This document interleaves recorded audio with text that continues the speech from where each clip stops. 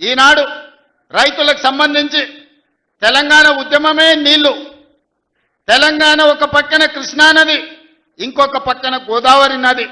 ఈ రెండు నదుల మధ్యన ఉన్నదే తెలంగాణ.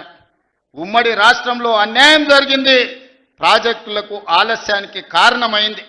అందుకే 4 కోట్ల తెలంగాణ ప్రజలు తెలంగాణ కోసం నడుం బిగించి వందలాది మంది పిల్లల ఆత్మ బలిదానాలు చేసుకొని తెలంగాణ రాష్ట్రాన్ని సాధించుకున్నారు. ఇకనైనా మన సమస్య పరిష్కారం అవుతుంది అనుకున్నారు. ఈ సమస్య శాశ్వత పరిష్కారం అయితే ఈ తెలంగాణ భూములు బీళ్ల నుంచి పాడి పంటలతో సస్య సామలమవుతాయని ఈ ప్రాంతం అనుకున్నది. 10 సంవత్సరాలు 2 సార్లు కేసీఆర్ గారికి అవకాశం ఇచ్చారు. 10 ఏళ్లలో ఏ ప్రాజెక్టు పూర్తి చేయలే, ఏ ఎకరాకు నీళ్లు ఇవ్వలే.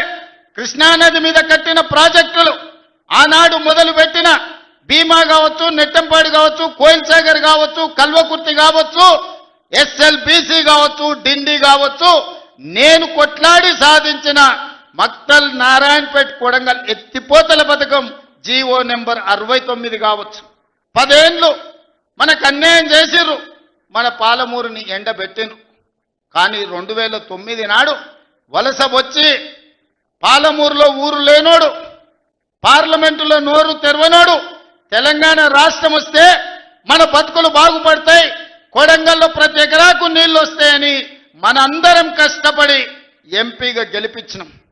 ఆయన ఎంపీ అయ్యిండు, తెలంగాణ రాష్ట్రం వచ్చింది, తెలంగాణకు ముఖ్యమంత్రి అయ్యిండు. కానీ మన కొడంగల్కు నీళ్లు రానియలే, ఏ ప్రాజెక్టు పూర్తి చేయలే.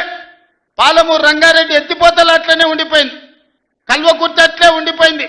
భీమా, నెట్టంపాడు, తుమ్మిళ్ళ, ఆర్డీఎస్ ఏ ప్రాజెక్ట్ అయినా తీసుకోండి, ఎస్ఎల్బీసీ టన్నెల్ కావచ్చు, కృష్ణా నది మీద ఏ ప్రాజెక్టు పూర్తి చేయలే, ఏ ఒక్క ఎకరాకు నీళ్లు ఇవ్వలే.